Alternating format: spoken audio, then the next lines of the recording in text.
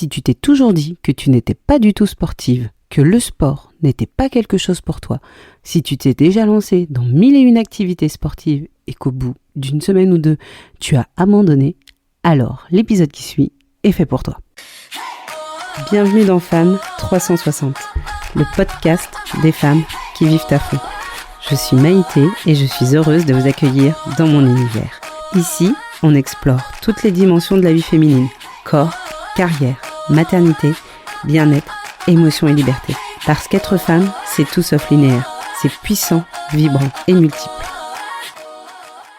Hello tout le monde, j'espère que vous allez bien. Moi, je suis en pleine forme. On est le vendredi 27 février, le jour où j'enregistre cet épisode. Il fait trop beau. Ce matin, j'ai été courir et on est à une semaine quasiment du semi-marathon de Paris que je vais courir, donc le 8 mars prochain. Alors à l'heure où vous écouterez cet épisode, je l'aurais déjà couru, mais je me suis dit que c'était l'occasion de vous faire un épisode un peu en mode coaching sur comment reprendre le sport et surtout comment réussir à s'y tenir. Car je sais que le sport peut être un sujet important dans nos vies de femmes et on n'a pas tous la même culture du sport. On n'a pas tous été élevés pareil. Personnellement, je me considère comme étant une personne sportive, alors pas non plus une athlète ni une grande sportive, mais le sport a toujours eu une place importante dans ma vie. J'ai eu la chance d'être élevée par des parents qui plaçaient le sport, on va dire, au même niveau que l'école, et qui m'ont toujours laissé la possibilité de faire une activité sportive, comme ma petite sœur, et pour le coup, depuis que je suis petite, depuis peut-être mes 6 ans, j'ai pratiqué du sport. J'ai fait plein d'activités diverses, je fais de la natation, j'ai fait un peu d'athlétisme, de la gymnastique, de la danse, vraiment de tout, avec de la compétition aussi parfois. Et c'est vrai que oui, j'ai toujours eu cette notion du sport, ce besoin d'en pratiquer, et je pense qu'on m'a donné aussi la bonne version du sport. Vous voyez ce que je veux dire ? Pour moi, en tout cas dans ma famille, faire du sport, ça a toujours été considéré et comme un loisir et aussi comme une opportunité de se dépasser et non pas comme un moyen d'arriver à un quelconque objectif physique. Je vais revenir dessus si c'est pas très clair, c'est un des points qu'on va aborder après. Et du coup, c'est vrai que moi, c'est quelque chose que j'ai envie d'apprendre à mes filles aussi, de leur inculquer à quel point c'est important de faire du sport et à quel point le sport peut être essentiel et primordial dans leur vie et pas que d'un point de vue physique. Et j'avais envie du coup de vous en parler aussi, et si vous ne faites pas de sport ou si vous avez déjà tenté à 1001 reprises de vous y mettre mais que vous n'arrivez pas à vous y tenir, eh ben j'ai envie que cet épisode vous aide. Peut-être en vous donnant mes tips, vous allez réussir à comprendre à quel point il est essentiel de se remettre au sport et aussi surtout de réussir à vous y tenir. Ouais, et de trouver ce qui vous rend le plus heureuse et ce qui peut vraiment vous apporter un bien-être physique. Mais avant de vous donner donc tous ces tips, je pense qu'il est essentiel de remettre l'église au centre du village, en tout cas de refaire un point sur qu'est-ce que le sport peut nous apporter comme bénéfice. Et là, déjà, j'ai envie de casser un mythe. En tout cas, une croyance qu'on nous véhicule depuis des années, encore plus quand on est une femme, que le sport est synonyme de perte de poids. Que on doit faire du sport seulement pour atteindre un objectif corporel, principalement de perte de poids, de kilos, et que ça ne sert qu'à ça. Et déjà, je pense que quand on a ça en tête, c'est une relation toxique qu'on met en place avec le sport et qui est vouée à l'échec. Pourquoi ? Parce qu'en fait, vous allez avoir une relation au mouvement qui va être épuisante, frustrante et avec laquelle, en fait, cette relation, vous allez chercher qu'un objectif, donc de voir les kilos descendre sur la balance. Et si jamais, pour X raison, ça n'est pas le cas, que malgré tous les efforts que vous faites, les efforts sportifs que vous faites, le poids ne descend pas sur la balance, vous allez rejeter la faute sur le sport et vous allez forcément abandonner. On l'a toutes fait, cette erreur. Je suis sûre que 3/4 d'entre vous qui m'écoutez avaient déjà pratiqué une activité sportive dans le but de perdre du poids. Moi aussi. Comme j'ai dit, certes, j'ai fait du sport depuis que je suis toute petite, avec vraiment un intérêt beaucoup plus loisir et dépassement de soi. Mais il y a eu une période dans ma vie, donc aux alentours de la vingtaine, où oui, j'ai continué le sport, mais avec quand même un objectif plutôt corporel. Donc c'était du renforcement musculaire, principalement. Et spoiler alerte, c'est des choses que j'ai jamais réussi à tenir sur le long terme, parce que finalement, au bout de quelques mois, je me rendais compte que je n'atteignais pas les objectifs que je souhaitais. Et en fait, c'est pas le sport que je continue aujourd'hui. Et le sport a un réel bienfait sur notre physique. Ça, c'est incontestable et indéniable. Mais ce n'est pas seulement pour une question de perte de poids. Et j'ai vraiment envie d'entrer un peu plus dans le détail et de vous expliquer qu'est-ce que ça nous apporte d'un point de vue bien-être physique. Alors déjà, le sport, je pense que ça vous le savez, mais c'est bien de rappeler des évidences, ça va améliorer notre cardio, notre endurance, la souplesse, la force musculaire. Ça renforce notre système immunitaire, en fait. Et notre sommeil, l'air de rien, en fait, pour mieux dormir, ça aide à réguler les hormones de faire du sport. Et puis, évidemment, ça réduit aussi tout ce qui est les risques de maladies chroniques sur le long terme. Et le sport, ça nous apporte une énergie au quotidien qui est indéniable. En gros, c'est la pilule magique pour un bien-être physique global. C'est une santé qu'on construit sur le long terme. Et il n'y a pas que ça qui compte, évidemment, mais c'est un des paramètres qui entre en jeu. Et puis, et c'est là, moi, où je vois vraiment un réel intérêt aussi au sport, c'est d'un point de vue bien-être mental, en fait. L'impact du sport sur notre santé mentale, en tout cas, moi, c'est comme ça que je l'ai ressenti tout au long de mes années, c'est fou. Enfin, vraiment, c'est peut-être sous-coté. Il y a un réel intérêt à bouger son corps. Alors, déjà, le cerveau, si vous ne le saviez pas, il libère des endorphines. Vous savez, c'est ces petites hormones du bonheur qu'on a aussi grâce à d'autres activités, mais le sport peut complètement y participer. Et au-delà des endorphines, ce que le sport nous provoque aussi, en tout cas ce qu'il fait, c'est qu'il réduit le cortisol. Vous savez, là, c'est l'hormone du stress. Donc, comme je vous disais, ça peut complètement améliorer la qualité de votre sommeil, ça a un impact sur notre humeur, sur notre stabilité émotionnelle. Moi, clairement, quand il y a des semaines où je n'arrive pas à aller courir, à faire du sport, mais je vois tellement la différence avec les semaines où, à contrario, je peux pratiquer une activité physique. Quand je fais du sport, je suis tellement plus reposée, mon esprit est tellement plus calme et franchement, c'est fou. Et puis, booste la dopamine. C'est, vous savez, ce neurotransmetteur qui est lié à la motivation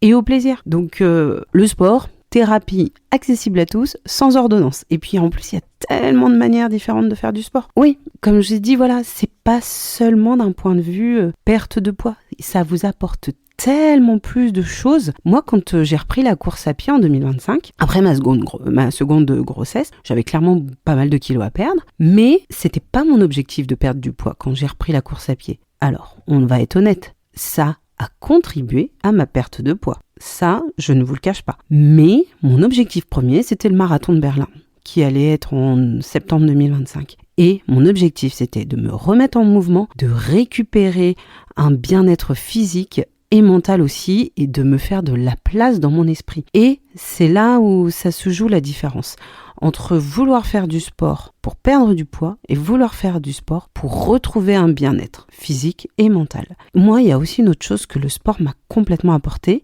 c'est qu'il m'a construit un mental d'acier. Tout au long de ma carrière sportive, en tout cas de ces années où j'ai pratiqué du sport, et je vous dis, j'ai jamais été à des niveaux de compétition élevés, je suis quand même qu'une amatrice, même en course à pied, le sport, pour moi, il m'a surtout permis de me construire un mental, bien plus qu'un physique. Quand vous vous mettez au défi, mais ça peut être n'importe quel défi, ça peut être de réussir à courir 5 minutes, de soulever des poids un peu plus lourds à la salle de sport, tenir une planche 30 secondes, faire un chien tête en bas quand vous faites du yoga. Vous voyez, il y a vraiment différentes sortes de sports en fait. C'est pas que vos muscles que vous entraînez, c'est votre mental surtout.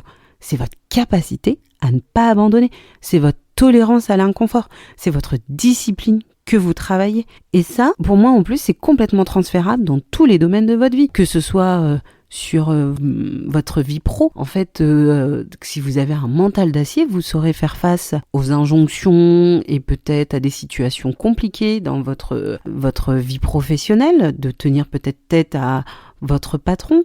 Si vous êtes en situation de crise chez vous, que vos enfants sont un peu difficiles à gérer ou dans la petite enfance, et on sait à quel point c'est compliqué, et votre mental va vous aider à traverser ces difficultés et que vous saurez que vous pouvez tenir parce que le mental sera là. Parce que vous pourrez vous dire que vous avez été plus loin dans l'inconfort, vous avez surmonté des épreuves et que votre physique et votre mental, faut le dire un peu vulgairement, mais en ont déjà chié et qu'en fait ça, c'est rien à côté. Et puis du coup, là pour le coup, vrai game changer, votre confiance en vous. Le sport, mais ça développe tellement une confiance en soi, c'est fou. Je sais pas si vous avez déjà eu l'occasion de expérimenter cette partie-là, mais vraiment, quand vous pratiquez du sport, votre confiance en vous, elle se développe, elle se construit, action par action. Et ça, c'est fou. Moi, je vais reprendre l'exemple le plus récent, en plus, pour le coup, qui est donc ce fameux marathon de Berlin. J'ai pas atteint mes objectifs de temps. Voilà, je m'étais fixé un certain temps que je voulais faire. Je l'ai pas atteint. Après, j'étais peut-être un peu trop optimiste ou naïve, au vu du fait que ça faisait que 8 mois que j'avais repris la course à pied après la naissance de ma fille, mais peu importe. Mais toujours est-il que quand j'ai réussi à courir ces 42 km, alors que ça faisait à peine 8 mois que j'avais accouché, que j'ai eu une réelle confiance en moi qui s'est développée de me dire « je l'ai fait, j'ai réussi à atteindre cet objectif ». En tout cas, un des objectifs, de finir ce marathon. Et ça m'a plus que une promotion à mon boulot ou je ne sais quoi d'autre, ça m'a donné une telle confiance en moi et je me suis dit que j'étais capable de beaucoup de choses, peut-être pas de tout, mais en tout cas de vraiment beaucoup de choses et que tout était à ma portée. Et c'est pas de l'arrogance, c'est vraiment juste de la confiance. Et si moi je l'ai, clairement vous aussi vous pouvez l'avoir, vous pouvez l'obtenir. Si vous vous fixez un objectif sportif, aussi petit soit-il, on s'en fout en fait finalement. Je vous demande pas de faire un Irox, un trail ou j'en sais rien quel autre type de défi, mais c'est juste un défi que vous êtes mis. En fait, vous vous envoyez un message inconscient certes, mais hyper puissant, qui est « je suis fiable, je tiens mes promesses et je suis capable de le faire ». Et enfin, en toute honnêteté, le sport, c'est quand même 30% de motivation et 70% de discipline. Oui, si vous pensez que vous faites du sport juste parce que vous êtes motivé, malheureusement, c'est pas la bonne raison et surtout, c'est pas ce qui va vous aider à tenir sur la durée. Il faut de la motivation pour faire du sport, c'est indéniable, mais il faut surtout de la discipline. Parce qu'en fait, la motivation, c'est une émotion. Elle est volatile, elle est capricieuse et elle est clairement pas tout le temps présente. Quand il fait froid à 6h du matin, que bébé a pleuré toute la nuit et que vous savez que vous devez quand même aller courir le lendemain ou vous faire votre séance de renforcement musculaire, clairement la motivation, elle est plutôt aux abonnés absents. On la cherche dans toute la maison et bizarrement on la trouve pas. Mais à contrario, la discipline, c'est de se lever, c'est de se dire j'ai pas envie, mais j'y vais quand même parce que je sais ce que ça va m'apporter après. Et ça, c'est différent. Ça fait toute la différence. La discipline, c'est comme la confiance en vous, ça se construit. Plus vous allez la solliciter, plus elle va devenir forte et automatique aussi. Donc ça n'arrive pas d'un coup, on n'a pas tous cette capacité à être disciplinés, mais c'est en faisant un pas après l'autre que elle s'acquiert, qu'on finit par comprendre à quel point elle est importante. Et là, juste après, je vais vous donner des tips aussi pour réussir à mettre en place cette discipline. C'est là où je veux que vous compreniez à quel point le sport peut être une boussole dans tous les domaines de votre vie, dans tous les piliers fondamentaux de votre vie, que ce soit votre vie familiale et sociale, votre vie professionnelle, le bien-être mental et physique, on vient d'en parler. Vraiment, le sport, il est complet et il peut vous apporter des avantages dans toutes ces parties de votre vie. Vous vous rendez compte à quel point je suis hyper passionnée quand je vous parle de sport. Et, comme je vous dis, je ne me considère pas comme étant la plus grande des sportives, mais j'ai compris au fil des années à quel point le sport pouvait m'apporter du mieux-être. Pour finir de vous convaincre, je vais vous expliquer pourquoi sur chaque pilier. Déjà, au niveau de votre vie familiale et sociale, comme je vous ai dit tout à l'heure, le sport, ça va vous permettre d'avoir plus d'espace mental et plus d'énergie pour être présent pour vos enfants, pour votre famille, pour vos amis. Et je ne parle pas d'un point de vue aussi social où là, vous pouvez complètement pratiquer une activité avec une autre personne de votre choix. Vie professionnelle. Le sport peut complètement vous aider à être beaucoup plus concentré, peut-être plus créative aussi, plus productive. Moi, souvent, quand je pars courir, c'est là où j'ai plein d'idées qui me viennent en tête, mais que ce soit au niveau du boulot ou aussi au niveau du podcast. Donc vraiment, ça peut être un booster de créativité. Bon, on va passer vite fait sur le bien-être mental et le bien-être physique parce que ça fait déjà quelques minutes qu'on en parle, mais voilà, ne serait-ce que, comme je vous ai dit, endorphine, dopamine, gestion du stress, meilleur sommeil. Franchement, pour moi, le sport, c'est l'un des outils les plus puissants pour nourrir sa santé mentale et sa santé physique. Et maintenant, passons au concret. Comment on fait pour remettre le sport dans sa vie ? Tips numéro 1. On fait du sport un non négociable. Vous le mettez au même niveau que vous lavez les dents, prendre une douche. Vous voyez ce que je veux dire ? Dites-vous que c'est un essentiel dans votre vie. C'est pas quelque chose que vous allez caler entre 2 rendez-vous, c'est vraiment un moment pour vous. Et si vous avez besoin de conseils pour comment réussir à s'octroyer du temps pour soi, il y a l'épisode 4 que j'ai enregistré qui va vous donner des conseils pour ça, donc je vous conseille de l'écouter. Mais vraiment, vous le notez dans vos agendas, vous bloquez des créneaux, vous en parlez autour de vous et c'est votre moment, c'est pas le moment de joker qu'on va supprimer si on n'a pas le temps. Non, on fait du sport, on s'accorde ce moment comme un non négociable de sa vie. Surtout, si vous l'incluez dans vos agendas, c'est surtout que ça va vous permettre de le faire sans culpabiliser. Parce que ce sera vraiment un moment que vous serez bloqué pour vous. Et ça, c'est hyper important parce que si la culpabilité vient se mettre au cœur de votre activité sportive, ça va vous faire lâcher. Donc vraiment, ça devient un non négociable. Deuxième tips, et peut-être un des plus importants, on trouve son sport passion, pas son sport punition. Il faut que vous trouviez l'activité qui va vous faire ressentir du plaisir. Et comme je vous ai dit au tout début de cet épisode, c'est pas l'activité physique, sportive, qui va vous permettre de perdre du poids. Parce que ça, c'est sûr que vous n'allez pas vous tenir. Et ça peut être tout et n'importe quoi. On n'est pas obligé d'aller dans du cardio avec un effort hyper intense. Ça peut être du yoga, ça peut être du pilates, de la natation, de l'escalade, du trampoline. Franchement, il y a tellement de sports qui existent que je suis sûre que vous allez pouvoir trouver quelque chose qui vous fait plaisir. Testez plein de choses et vraiment ne suivez pas les modes actuels si c'est pas ce qui vous plaît. Si vous en avez rien à faire de faire du pilates réformeur ou d'aller faire un running, en fait ne le faites pas. Si votre truc c'est plutôt l'escalade, allez-y, c'est top, faites de l'escalade. Mais vraiment, à partir du moment où vous aurez trouvé le sport qui vous dope, qui vous amène une telle sensation de plaisir, vous verrez que ça fera toute la différence. Et c'est vrai que quand on a plus de la trentaine, on a tendance à ne pas essayer des nouvelles activités. Moi, ce que je vous conseille, c'est ça, c'est d'aller tester. Et souvent, en septembre, alors je sais, on est très loin du mois de septembre, mais il y a souvent, vous savez, des journées portes ouvertes, les rencontres des associations, où il y a beaucoup d'associations sportives qui sont présentes. Et ça peut être complètement l'occasion de tester de nouvelles activités, parce qu'en plus, on peut souvent faire 1 ou 2 sessions gratuites. Donc, profitez. Et dans tous les cas, même en cours d'année, on peut toujours faire des sessions gratuites et tout, donc vraiment, allez-y, il y a tellement de choses, faites du padel, faites du tennis, du roller, allez à la piscine, testez, c'est comme ça que vous trouverez le sport qui sera votre sport plaisir.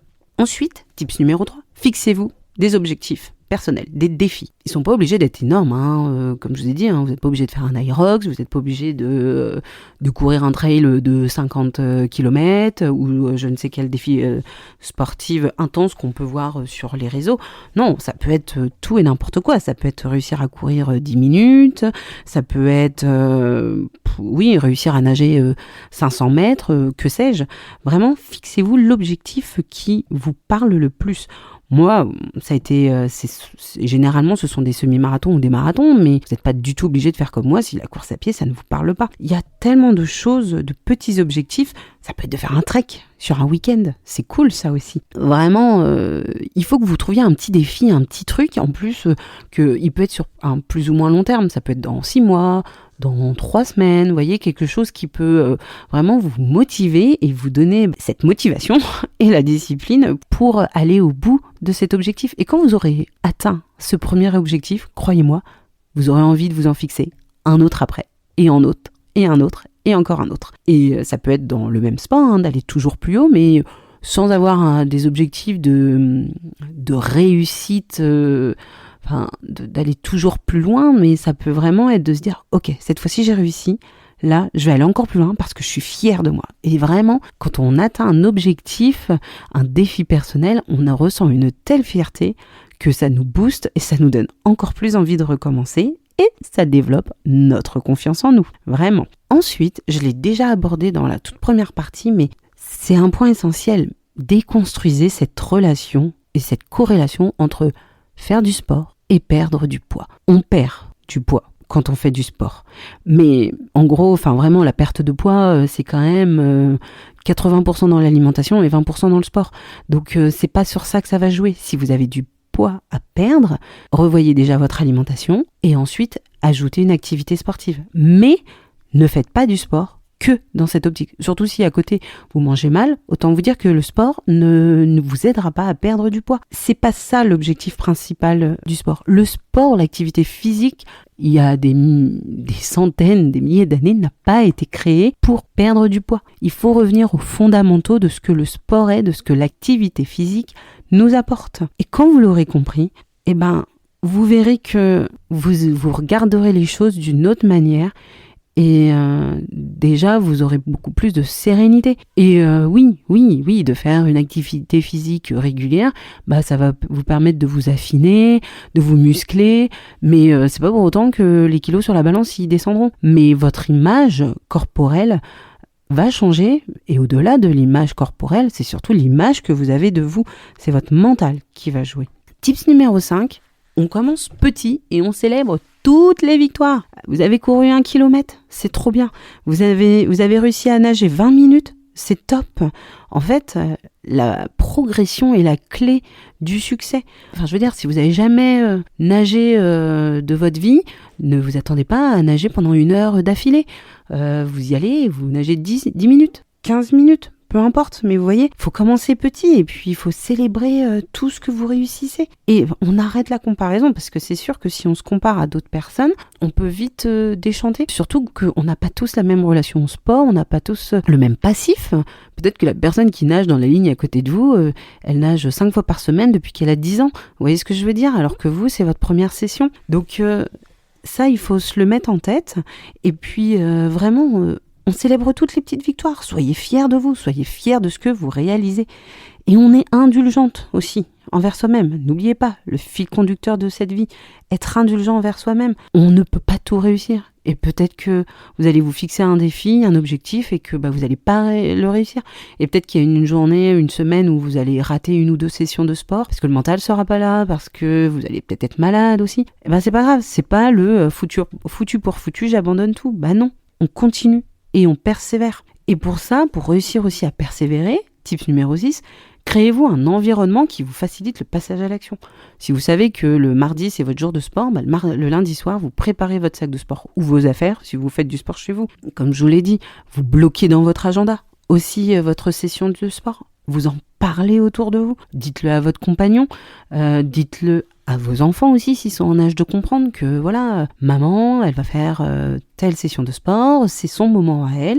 Et en fait, tout le monde le sait et tout le monde sait que c'est votre moment. On ne vous dérangera pas. Il faut que vous réussissiez à identifier les freins, les obstacles qui pourraient se mettre dans votre pratique sportive. Le trajet en voiture, moi typiquement c'est ça mon truc, c'est que j'ai beaucoup d'heures de route et du coup que j'ai compris c'est que si je me dis je pars de chez moi, je rentre et quand en arrivant chez moi je vais faire du sport, en fait c'est mort parce qu'en fait j'arrive pas, j'arrive, je suis fatiguée et je me trouve 1001 autres raisons de ne pas faire du sport. Donc en fait maintenant ce que je fais c'est que j'ai trouvé un endroit sur mon chemin de retour où je m'arrête, je cours, je fais ma session de sport et après je reprends la voiture et je rentre chez moi. Et c'est beaucoup plus facile. Si vous savez que vous n'êtes pas du soir pour faire votre sport, faites-le plutôt le matin ou faites-le le week-end où là vous allez avoir plus de temps pour vous. Il y a vraiment plein d'autres choses comme ça. C'est vraiment des toutes petites choses mais qui peuvent vraiment faire la différence. Et il n'y a pas de solution universelle. Moi je vous donne des exemples mais il n'y a que vous qui saurez qu'est-ce qui peut vous aider,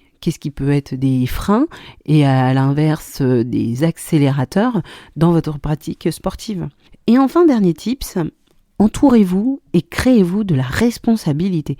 Moi, je suis plutôt du genre à aimer faire du sport toute seule, mais je sais que c'est pas le cas de tout le monde, donc si vous savez que toute seule vous n'allez pas y arriver, essayez de trouver un partenaire de sport. Ça peut être votre conjoint, hein, ça peut être cool aussi de faire du sport en couple, mais ça peut être une amie, ça peut être un collègue ou une collègue de bureau, vraiment peu importe, ou vous pouvez tout à fait rejoindre un club de sport, ça c'est l'idéal aussi, un cours collectif, une communauté en ligne. Il y a tellement d'options aujourd'hui que vraiment on peut facilement trouver des personnes avec qui pratiquer une activité physique.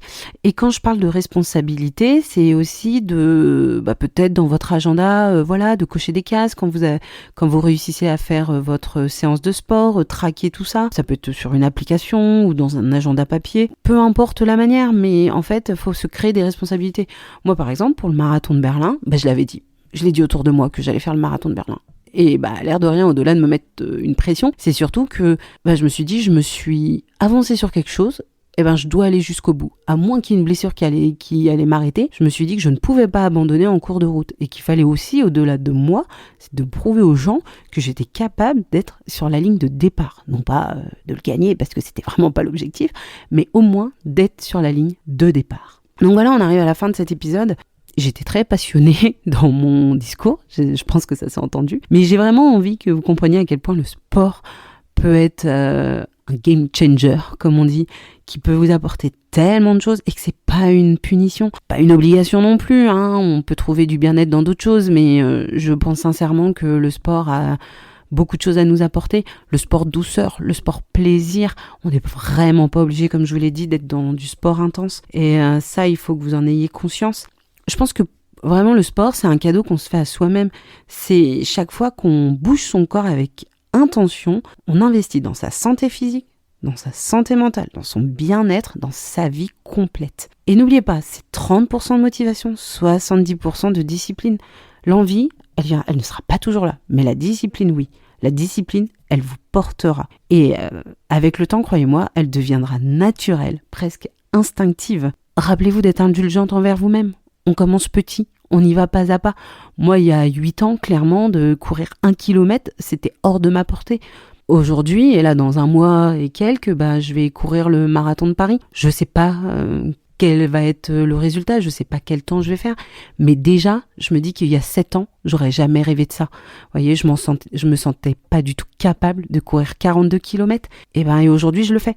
Donc vraiment, croyez en vous. J'espère que cet épisode vous aura parlé, qu'il aura résonné en vous, qu'il vous aura donné envie de chercher sur internet le prochain cours de sport auquel vous allez pouvoir participer, de chausser vos baskets, votre maillot de bain, vos rollers, peu importe quoi, mais qui vous aura donné envie de bouger votre corps. N'hésitez pas à le partager autour de vous, à toutes les femmes de votre vie. Notez le podcast, s'il vous plaît, vraiment une petite note, un petit 5 étoiles, ça fait toujours plaisir, ça aide à développer la visibilité du podcast. Et on peut se retrouver sur Instagram si ça vous dit de continuer cette conversation. En attendant, je vous souhaite de bouger votre corps, de prendre soin de vous, et on se dit à la semaine prochaine.